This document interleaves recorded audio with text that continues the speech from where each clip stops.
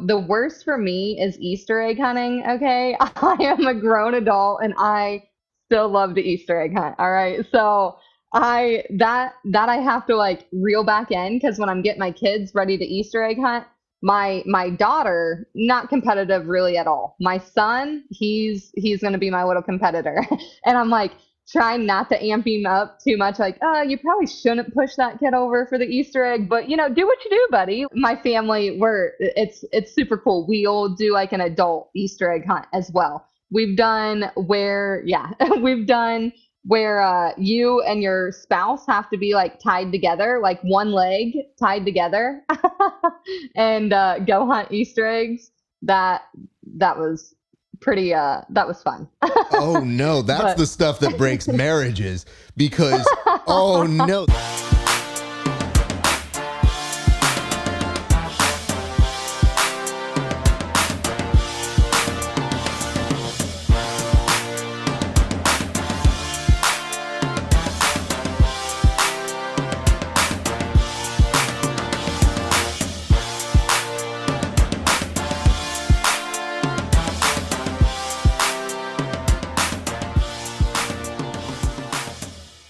What is up, grappling fans? It is your friendly neighborhood BJJ podcaster, Raph Esparza, coming to you with another great installment of the Grappling Hour. How are you doing today? I'm doing well as I am drinking from this conveniently placed the Grappling Hour mug, which I have my coffee in. Now, Raph, why would you show that? Is that available to purchase? I'm not sure. It should be. I'm going to have to double check my products. But it is definitely a mug that I have made. I would love for people, if it is available, to buy it. Look at that promotion. Look at this guy.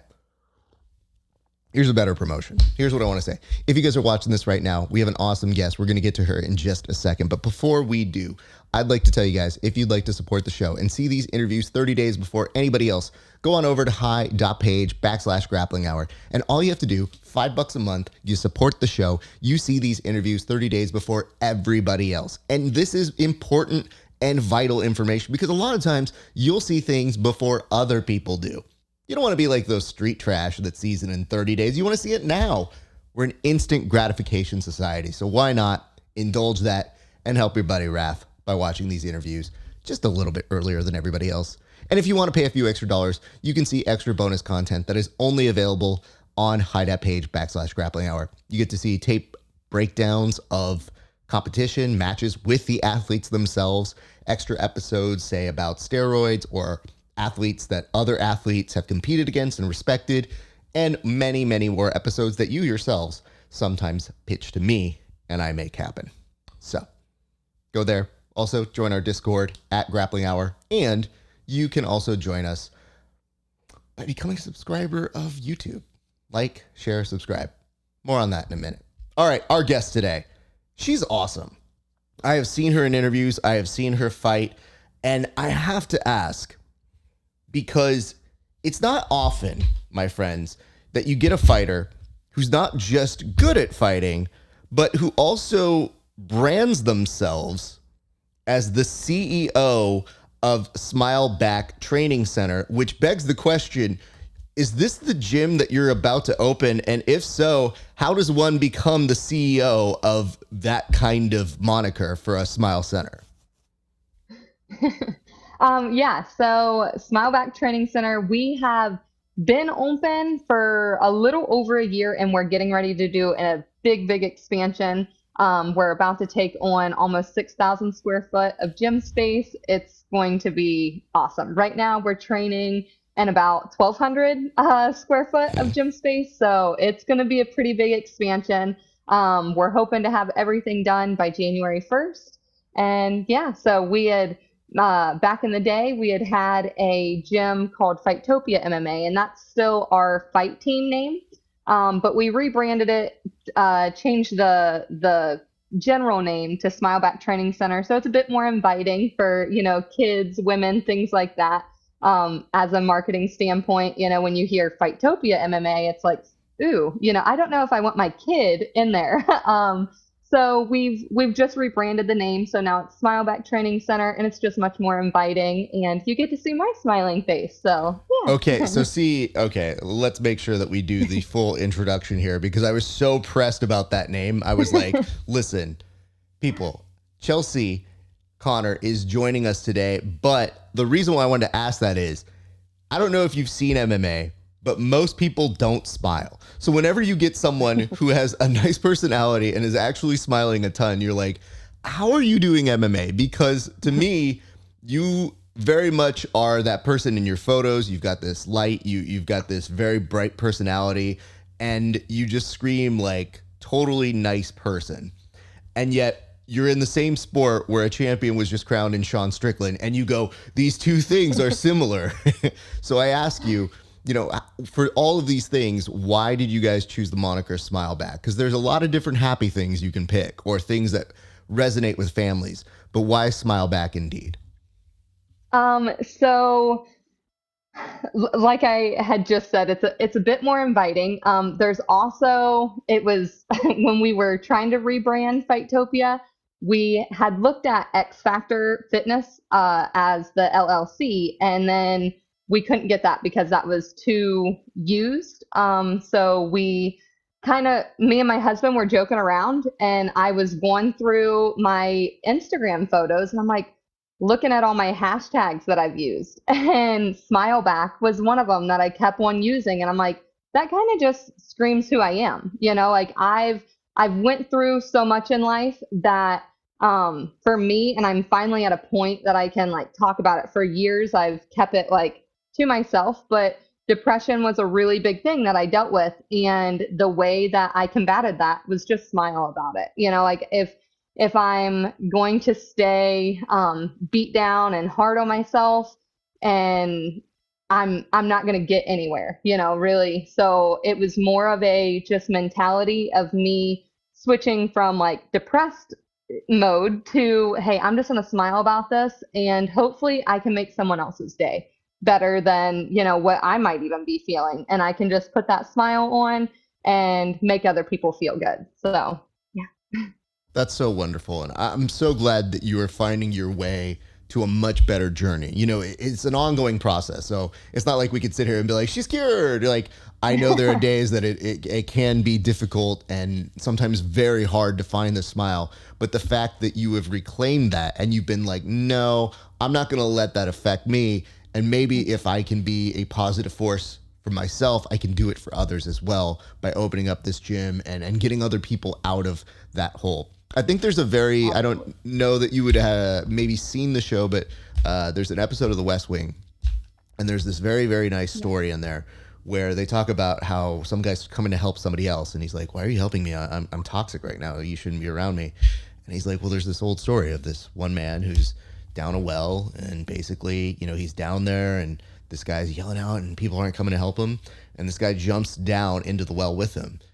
And he was like, why'd you jump down in the well? And he's like, well, I know the way out. And so you kind of go into those bad situations and you find ways to pull other people out with you. And I think that's super commendable because MMA, although team-based with a lot of people with you, you are a lot of times fighting on your own. Mm-hmm. So you being able to say like, hey, I'm going to bring you guys with me on this. Awesome. So happy to hear that.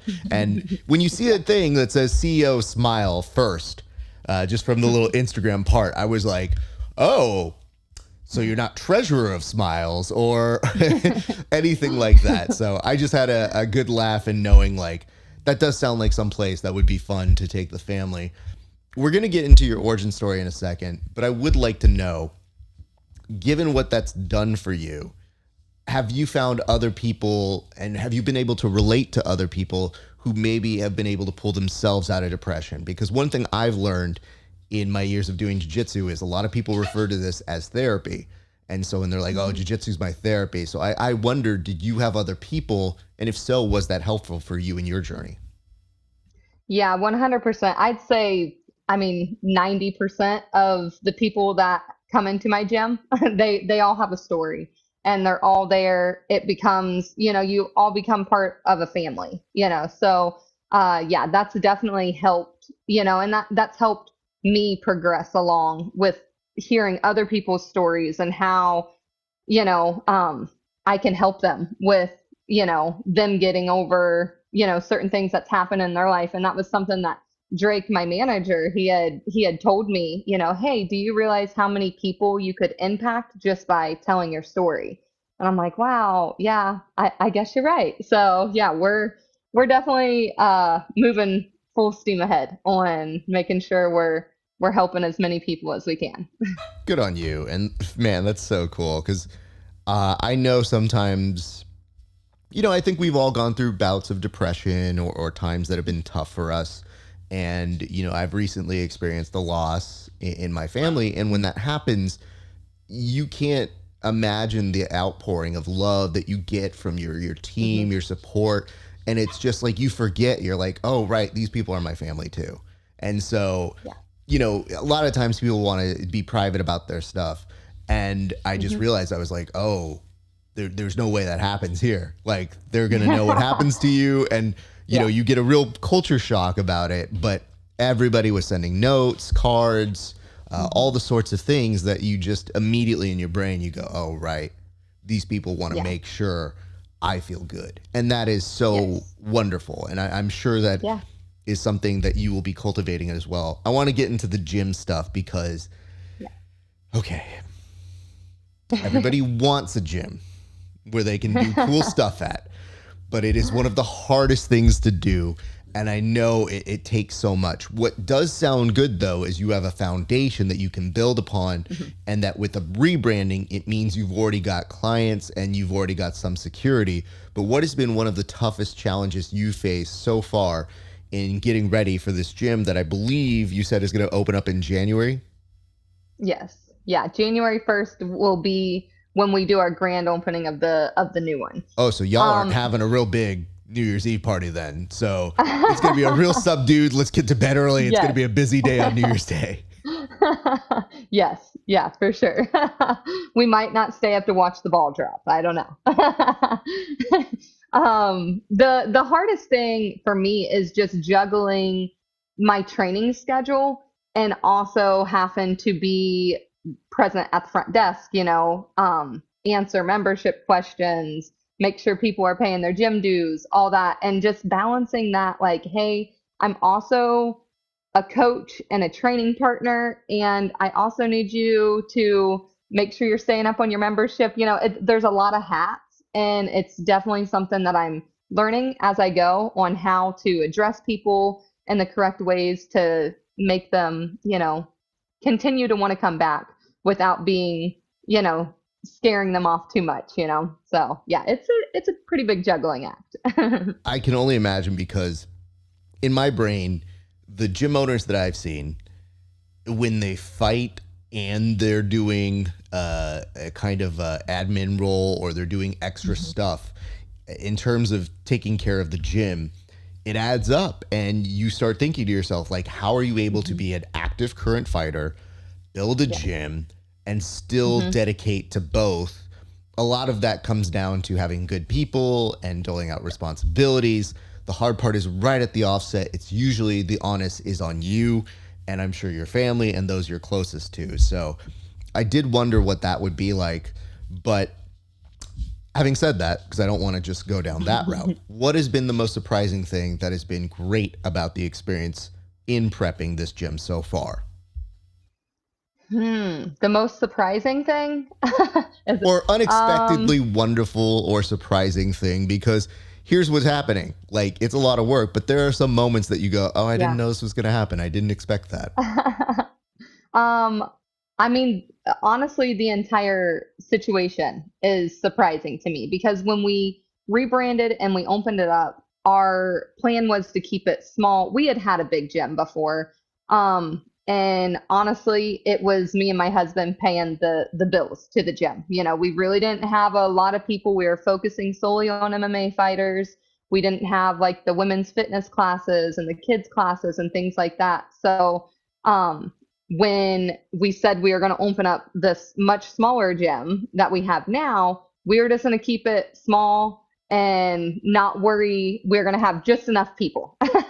And then we had someone come to us that was like, you guys are busting at the seams and people love what you are doing. And we're like, okay, who cares? This is what we're doing. We want to stay small. And they're like, no, we want to invest in you.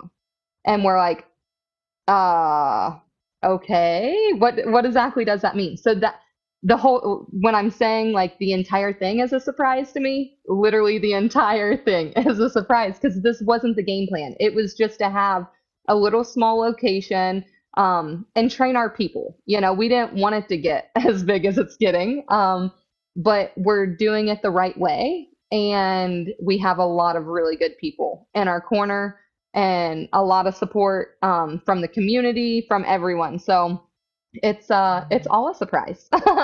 We're day by day figuring it out, and yeah, it is really awesome how everything's working out. That vote of confidence has to be so great for investors, to come to you and say, we want to change your whole business plan. Yeah, it sounds good. Nah, how about we go bigger? And you go, the whole point was to try and make this manageable. And I'm sure you and your husband are looking at each other like, well, they're volunteering us to do a little more, but I think they think that we can expand and do this. I just know that I usually tell my friends the same thing, which is, hey, start small, go big. The first day that the gym owner at the gym I teach at, he walked into his gym. The first thing he said to me was, he's like, what do you think of it? I go, dude, this looks awesome. Like, I could see everything, how it was getting built. And I go, I think that looks great. He goes, I want it to be bigger. And I'm like, start here. You know what I mean? Like, just let's make this work first and then expand. But I like that my man was already thinking like 5 years down the road, like, oh, this is too small for us. And I go, no. Make it overflow, then build in there. But the thing is, when you do have those investors, it is a good vote of confidence. It is good to have those folks who just kind of say, like, I'm sure in your community, you are providing a service that business-wise has to make sense to service that community. So I think they see it within having a very good foothold in there. And I'm sure they trust you and your husband as instructors to kind of help lead that. So I think that's great. I think that's really, really awesome. Having said that, when all of those things happen, I'm pretty sure one of the hardest things in terms of your training is going to be, do you do cross training? Is that going to be impacted by this? Because I can tell you this right now, the way that I get around a lot of times is I go, hey, do you guys want to come over here? Because I got space and I can go from 12 to 1. I got interviews from 4 to 6. I got to be back, got to be all presented. So is that something that you're looking at in terms of your cross training as well, if you do any? Yeah. So I cross train quite a bit. Typically, everyone just comes to my gym. I've been super blessed on having where people, for some reason, people really like me and they want to be around me, so they come to me. So I think things will be fine there. Obviously I got to do a little bit of training, just because I feel like when people are always coming to me, I'm like, oh, I should go to them, but with our new facility that we're about to open, we're going to have a competition boxing ring, a competition cage, over, I think it's over 3,000 square foot of mat space, with cage panels and heavy bags and all kinds of stuff. So it really is going to be kind of like the prime location to come get your training in anyway. So I don't think anyone's going to be upset with coming to train at our space. Yeah, that's great. I always lean in on the fact that I'm like, hey, listen, it's clean at my gym. There's a shower over there, good training partners, and I've got a Rolodex. So I can call some good folks if you guys want to get good people to come train. Because I think my students sometimes will look and they'll be like, wait, did you interview this dude? And I go, yeah, he came to the gym. And they're like, why didn't you tell us? And I was like, oh, because I just didn't. You know what I mean? Like, I don't want to inundate this person with 40 different training partners. And sometimes they just train with me. And I'm like, don't worry, I'll show you what they did to me. Like, if they hit me with something great, you guys get to learn it too. So yesterday, all X guard sweeps for my students. I was like, here we go. This dude was showing it to me because I wasn't able to hit a sweep on him. His balance, he's like tree trunk legs. And I go to them and I go, he literally stopped mid-roll and goes, man, buddy, you're doing so well. if you just do this one thing, oh, look at that, you've got it. And I go, I can't tell if this is intimidating or insulting. But Right. I go to my students and I'm like, well, now you have that knowledge. So it's a good way to continue sharing that sort of a thing. I am curious. Okay, so we did go through a little bit of the gym, and I love the fact that now you kind of were, I was asking you the question about cross training because of this reason. MMA fighter, pro kickboxer. I'm pretty sure that means you've got to have a little bit more than just one type of training per day. So what does an average day of training look like for you? Like, walk me through your week. What are the emphasis and what are the focuses? Because to me, I would pick one of those as an athlete for myself. I'm barely good at jiu-jitsu. So to me, I'm always wondering how it is that a pro athlete approaches their training, especially when you have to juxtapose that with being a gym owner. Yeah. So typically I wake up at 6 a.m. My daughter, I have two kids, so we're up getting them ready for school. I go out for a morning run. I run 3 miles, and then I shower, go into the gym. And typically I have my first training session at about 10 a.m. And then that's typically when people will come in from out of town and stuff to do either some sparring, grappling, whatever is kind of on the agenda that day. And then my afternoons, that's kind of time for me to focus more on the business side, get things done, social media, all that fun stuff. And then my son, who's about to be 4, he's, hanging out with me all day too. So I'm juggling business and mom life. And then in the evening, our classes start at 5. So I have a few classes that I run. And then on Tuesdays and Thursdays, we have gi jiu-jitsu. So I take that class. I don't instruct that class. I take that class. And then our fighter practice starts at 8 o'clock in the evening. So then we go into that, and it's a long day. Okay. And then I come home and shower. I was about to say, I have practical questions here because fat kid at heart. When does food happen here? Because to me, I'm wondering, the way you just spelled things out, I was like, I can't figure out where I would be eating in any part of this schedule. So where are meals happening for you? Yeah, that's definitely been something me and my nutritionist have hit heads on. He's like, you need to eat more. I'm like, I don't have time and I need convenient meals. Like, I don't know what you want me to do. Thankfully my mom does a lot of my meal prepping for me. So my meals are already done. I just heat them up and I eat when I can. So I've started playing with a little bit of some fasting. Like after my last practice of the day, I'll come home and not eat and then sleep and then wake up and not eat really until almost like lunchtime. Some people like that, some people don't. For me, it kind of works. My body has been adjusting to it, and with being so active in the morning, I'm not even thinking about food. I'm drinking a lot of water, so it does my body okay. And then come lunchtime, I'm like, hey, I need to put some fuel in, and then I have a small window where I'm eating, and I cram all my food in then. Hey, thank you. But yeah, that's I appreciate you walking me through. And by the way, credit to the moms. Shout out your mom for doing meal prep, because oh my God, meal prep takes so much time out of my schedule, and it drives me insane. Now there's a little calming factor to it, which is I'm gonna try this little meal and let's see if this is good. And the amount that you feel when you nail something and you've cooked it, you're like, oh, I just did it. I unlocked another level. But the amount of cleanup time that you have in addition to the cooking is always like, this is insane. I need to hire somebody. That's why half the time I'm looking on the show, I'm like, hey, who's sponsoring us now? We used to have a meal sponsor at the very beginning of the show. And it was a buddy of mine. We were kind of self-promoting each other. He was helping me. I was helping him. And the problem is my wife started taking some of my meals. And I was like, hey, babe. And she's like, isn't it both of ours? And I go, what's the problem? It is. It's just, I have a certain kind of thing I'm trying to hit here. Okay, that's fine. So my buddy, he would ask me on the week of, he's like, hey man, how's your wife like this? And I go, what, is she the client now? Or am I just out of this completely?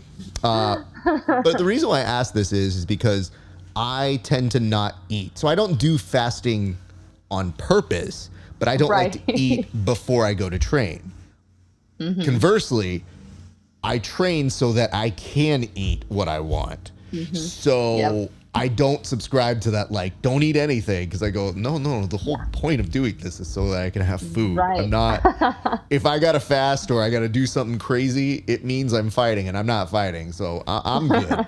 But I loved hearing that perspective into that. What I'd like to do now, I'd like to go back to the origin days. I'd like to know what got you into MMA and where that journey began for you. So you mentioned that it's been something that's helped you, but do you remember like the first class, the first like jiu-jitsu or martial arts class that you ever had? Yes, I went into a gym when I was 18. So my uncle did karate like all through my childhood. And that's kind of where the interest was, just seeing how my uncle carried himself, the confidence that it gave him. I was really hoping to start it when I was young. I didn't get the chance to. So when I turned 18, I found an MMA gym, went in, and it was that was back in 2009. So MMA gyms have grown a lot since. There wasn't a whole lot of teaching. It was just like, hey, are you tough? You want to spar? Go ahead, put some little MMA gloves on and see what happens. So it was it was interesting. And I just remember getting in there, and we were literally just like fighting. And I remember getting punched in the face, and I'm like, man, I really like that. Like, I should be liking punching the other person, but when I got punched in the face, it was like, oh, that didn't bother me. Like, I want to do this more, So that was kind of all it took for me, was getting in there and yeah, getting punched in the face. You have to love being able to get punched in the face. Like, it's the criterion, I think, that is most important to know that you really want to do this, because I love people when they come in and they see that they're good at hitting combos, but the minute they get hit that first time, that will tell you exactly what you need to know about a person, because you go, hey man, maybe come do jiu-jitsu with me. And I don't think I'm going to hit you, but don't make me hit you. I mean, for the most part, I won't. When they come over to this side, I always go like, hey, having a little bit of both doesn't hurt you. But more of the reason why, like, I'm not doing combat jiu-jitsu or I'm not striking is because I go, it's a different skill. Like, you have to love that and being in that fight. So, I'm here to guide the jiu-jitsu nerds on my side and be like, hey, come over here. I'll show you how to do stuff. So 2009. Awesome. Okay.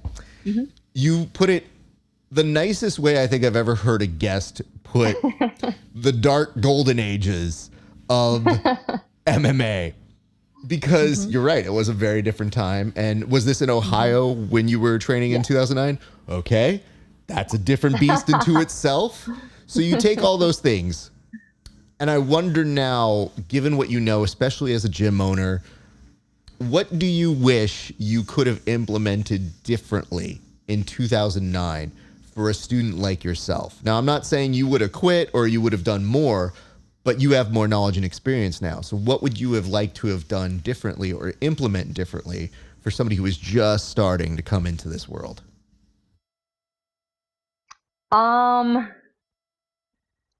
The training, the speed, I had only trained for a month and a half, I think 2 months at max before I was put in the cage.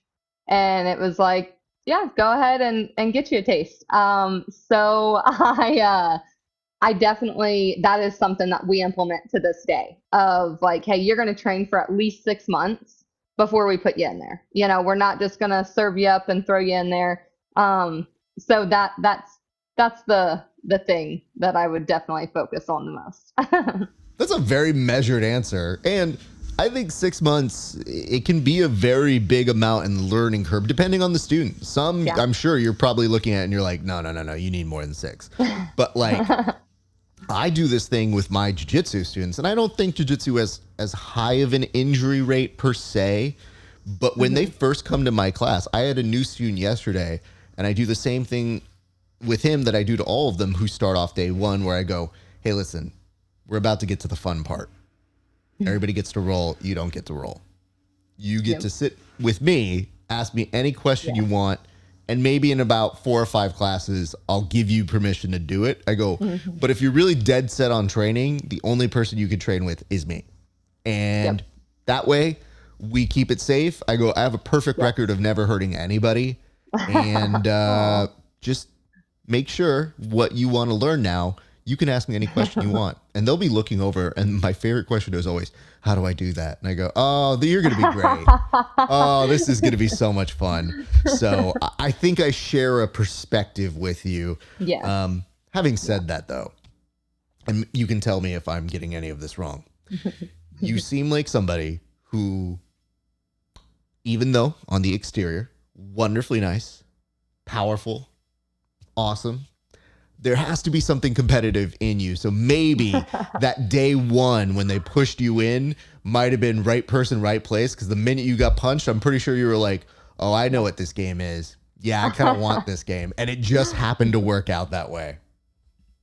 Yeah, 100%. I am very, very competitive. It doesn't matter what I'm doing. We're gonna compete on it. So that was something that I just grew up with. And I think just my upbringing made it to where I was always the little person and I had a lot to prove, and that was something with fighting.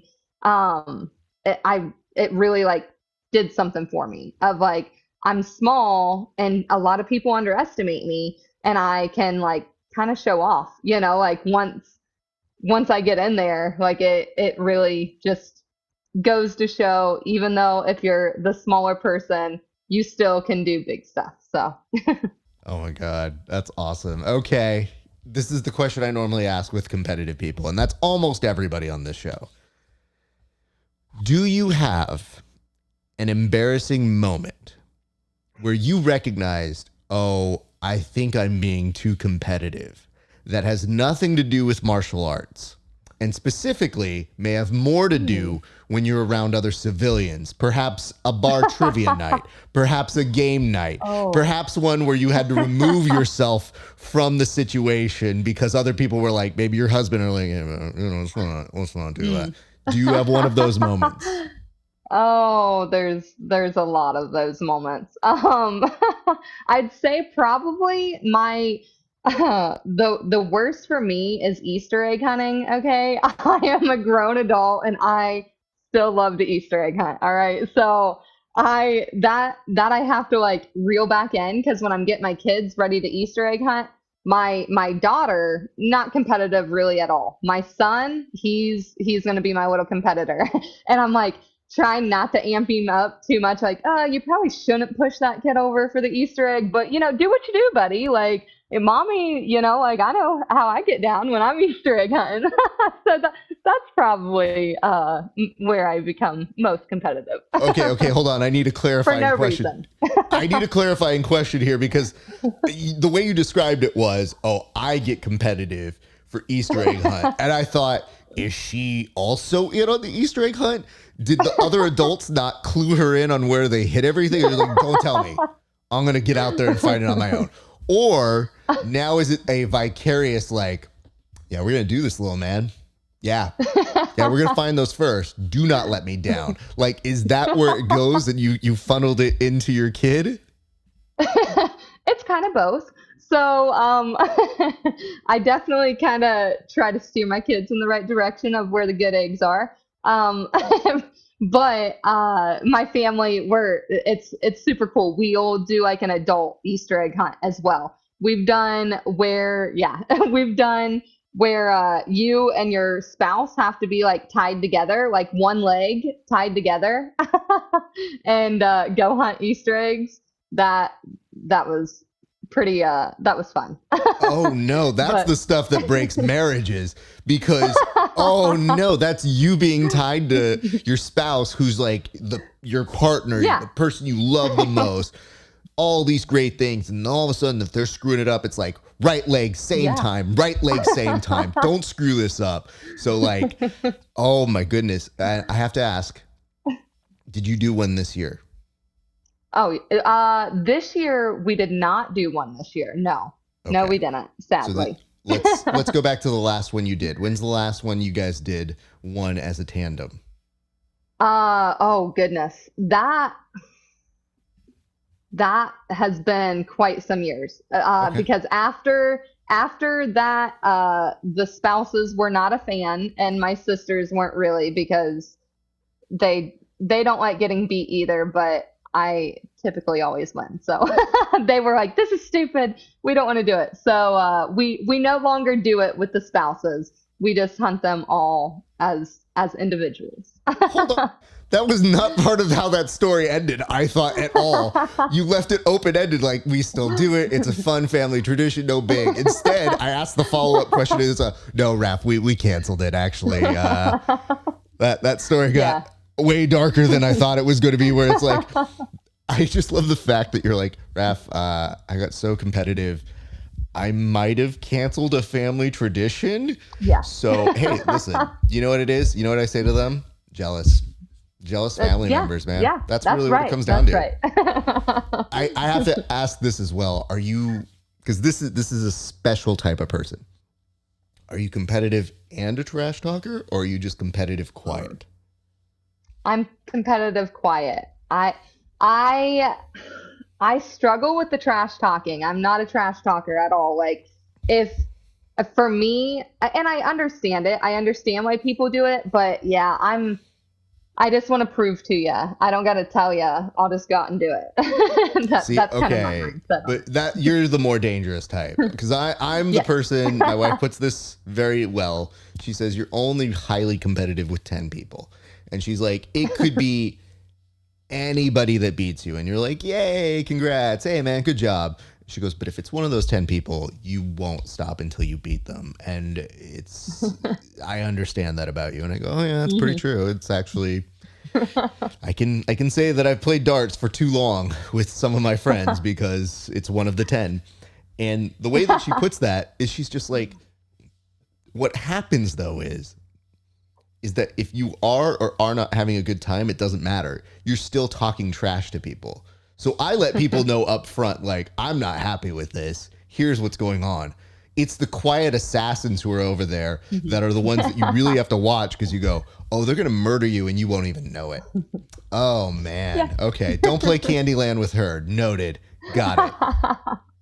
Yep. That's me. So going back to these origin days, if that was your first memory, the question I normally have for people on the show is, when did you first fall in love with martial arts, or jiu-jitsu usually is the question on this. But for you, you kind of mentioned that you hit it off the back. What I like to know though is, when does this become something that's more than just a hobby? Because that doesn't always happen day one. When is this the sport, the art that you look at and you say, oh no, I'm going to pursue this as an actual profession? So do you have a memory of that moment happening in your life? It definitely wasn't when I first started.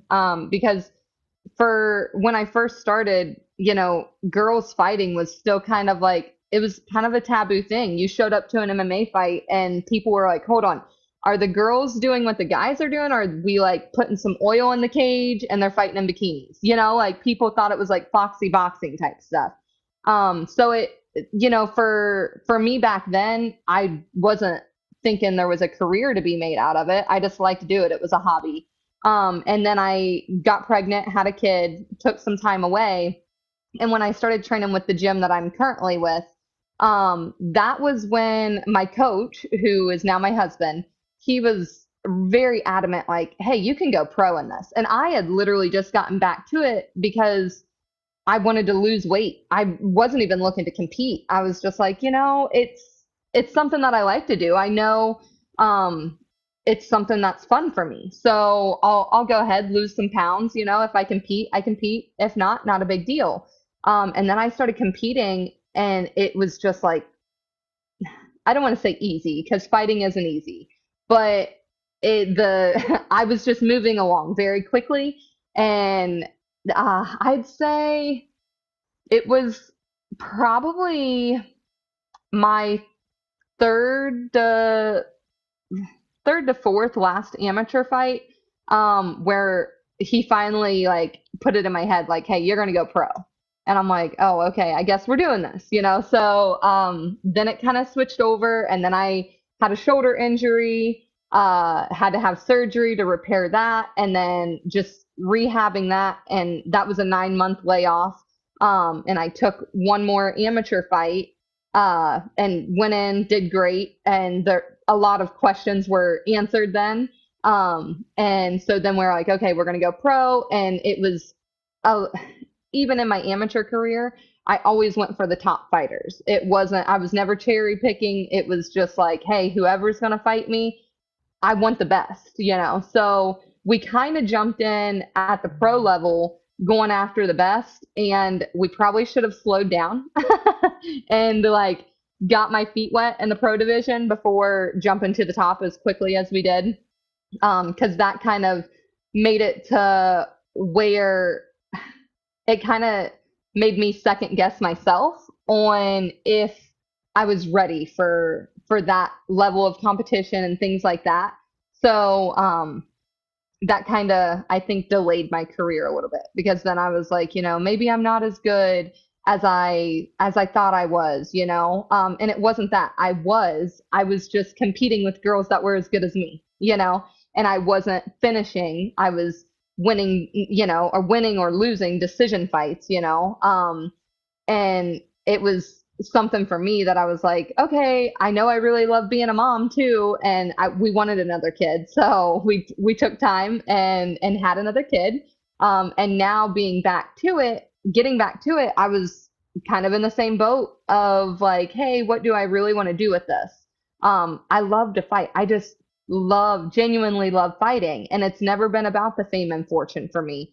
So the thought of like getting to the big stage was like, whatever. You know, if it happens, it happens. If not, you know, I'm not going to be upset because I'm doing what I love to do anyways.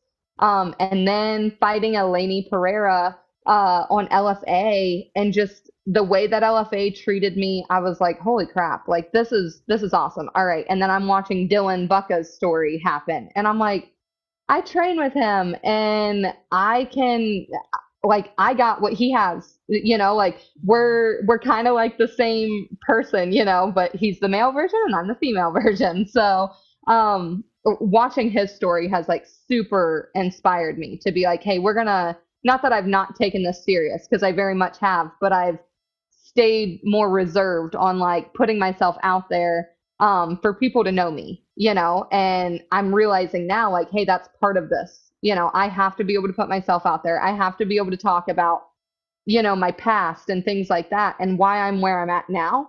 And so that's kind of full circle of where I'd say, honestly, like right now is when it's hitting like, hey, we're focusing on going to the top now. I love that in part of that description, you were mentioning, you're like, oh, if I don't make it to the big stage, you've made it in LFA, which is Yeah. no easy task. It's an awesome achievement in itself. What I'd love to know is, I know you mentioned a fight very quickly, but let's say somebody didn't know your fight style or your fight game. What is the fight you direct them to? Like that you say like, yo, go check this out. If you want a little bit of me and who I am, go check this fight out. Oh man. Hmm.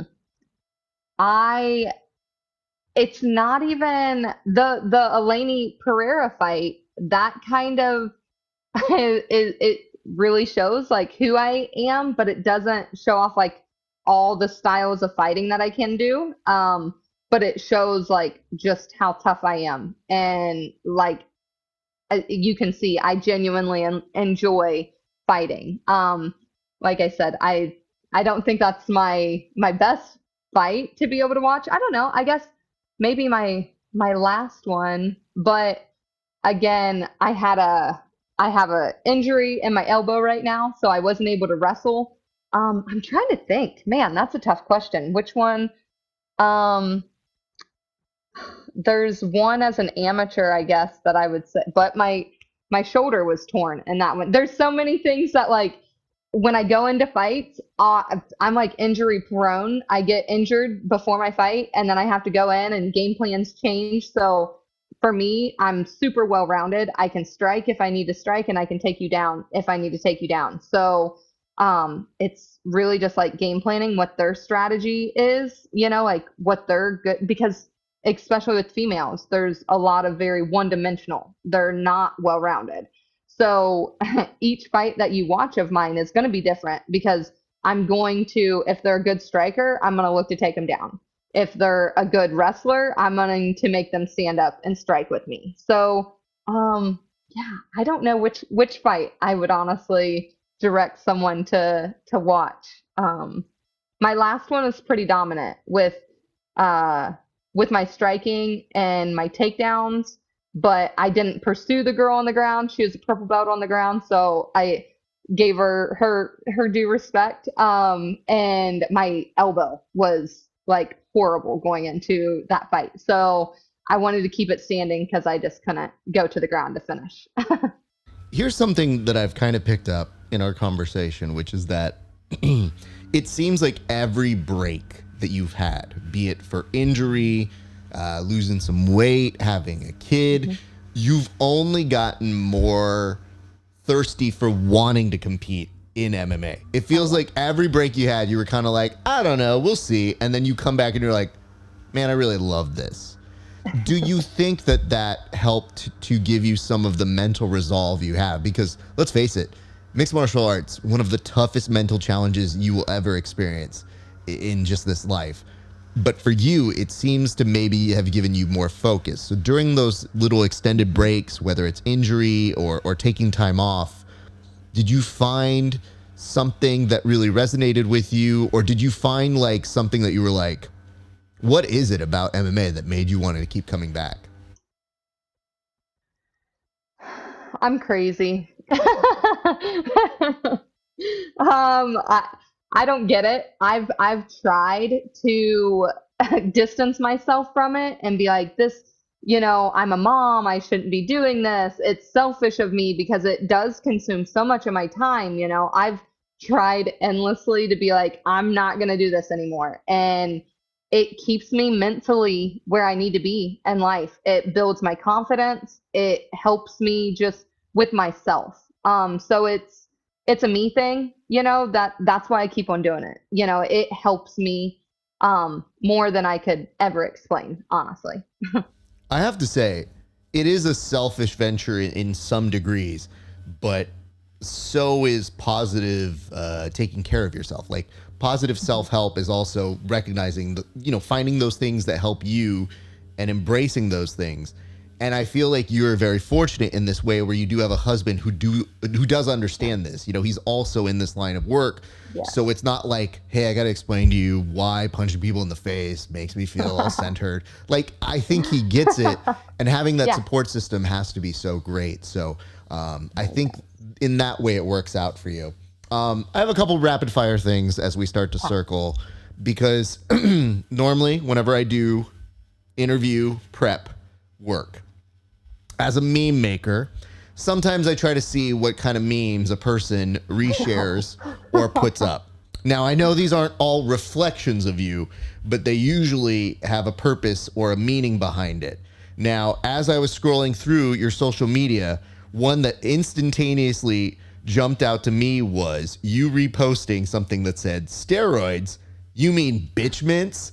And I thought to myself, you know what? Most people have the anti-steroid stance, but few people put up that one where I was like, yo, okay, we're on the same page here. So what's your beef with steroids? What's the issue? It's cheating, they should have a league of their own. You can't take that stuff and compete against people that are putting in the hard work. And I get it. If you're a juice head, you're working hard, but you have an unfair advantage. Like, and it's just super frustrating. I've fought some females that have been on juice, and it's bullshit. I got my nose broke, had to have a surgery to reconstruct my nose because a girl was a juice head. I went up, the girl didn't make weight also, so that was fun. Went up in weight to fight her. But I just think it's crappy. It's not fair. I noticed that when you put that up there, I was like, oh, yeah, obviously there may be a competitive sort of vibe where you go, oh, that's not fair. But if they do cause that physical harm to you and they break your nose, you're like, I accept going into MMA and getting injured. Yeah. But Yep. when they have an unfair advantage, you think, how much of that made this happen? Because it'd be different if it was their technique and their skill, but now you got to pay for repairs. You got to take time away from your training. And that's why people have that feeling. Because I don't know if you've seen this on the internet, and I'm glad you put that up there, because there is a common belief by some people where they go, well, just let them have their own league, let them do their own thing and go crazy and go nuts. And sure, that is a possibility. But the reality that we face is, people find ways to circumvent that, to cheat in the real space of competition. So what's to make you think they won't still do that because they want to try and win this one? Like, even if you had a separate league that said juice to the gills and have fun, it's something that I think even on the jiu-jitsu landscape, we take very, very as fact. Like, sometimes even when you compete at jiu-jitsu, I've had a couple of my buddies be like, yo, that dude's on the juice. And I go, well, why is he here, dude? My 175 is not his 175. We are not the same person. Like, if we're standing like this, I'm like, dude, I mean, I had some tacos, but this is not the punishment I should have for having some tacos, So when I saw you put that one up, I did very much enjoy that. This is the second one that you put up. And it says, I don't always say something stupid, but when I do, I keep talking to make it worse. Now, I don't need you to give too many specific examples, but do you have one version of that? Because I don't think you strike me as somebody who really espouses something dumb. It's just, I love the fact that you're kind of having fun and making fun of it. But the caption here, I'm sorry, maybe I'll get context on this. It says to this person, what I meant to say is your outfit was horrible today, and that's fucking it. So what did you do to this person where you kept saying it? Man. What was that? It was a group of us girls, I think, training together. And I've gotten way better with just like, it's almost like I try to make everyone feel comfortable. So I just start this conversation and then it just gets going, and they might not be in the mood to talk, and here, like, I'm just like spouting things out just to like keep a conversation going. And like I said, I've gotten better, way better with not doing that, because I've had so many things that I'm just like, did I really say that? Like, why did I say that? And it's almost like a nervous thing, like I just, my mouth gets ahead of me. Well, we had somebody who once, I used to compete in speech and debate, and part of speech and debate, unfortunately, is you have to be fashionable and wear suits, and ladies have to usually wear dresses. Some ladies wear pantsuits. Everybody has their own thing. They do their thing. But there was one female who saw another female. She looked at the way that she was dressed, and to this day it sticks with my wife and I, who both compete in speech and debate, where she walked up to her and she was just like, ew, I love your suit. And we go, I believe the first thing you said. Like, you can't have both. You can't do both of those things. Ew is not the compliment you're looking for when you're trying to look nice. So every once in a while, like, if I put something on, she'll be like, ew, I love your suit. And I go, oh, no, shit. Do I look bad? Yeah, I'm like, oh, I'll go change this tie. It's fine. So we've come up with that. Last kind of big question here. Why Tiny Tank? Because I can make some assumptions. I just want to know who, what, where, when behind this nickname. So I had a fan reach out to me. It was when I was fighting for King of the Cage. The commentators were trying to call me the Tiny Tornado And I thought, man, I don't want to be known as the Tiny Tornado because that's Tisha Yep. Torres's, nickname, and I just didn't want to be like a nickname jocker. So I really didn't like it, but they kept on calling me that. And then I had a fan reach out to me, and he was like, "Man, you're a tank and you're tiny. Your nickname should be Tiny Tank." And I'm like, you know what? You're right. Like that's perfect for me because it sums up like me as who I am, like I'll just keep on dozing right through whatever's coming at me and it's going to be what it's going to be. Let it be known that this is the first time somebody has slid into the DM with a good comment. Like, right? God bless that person, because most people, if they're trying to give you a nickname, it does not come out well. God. And I don't want to even fathom what it's like to be a female in the MMA landscape.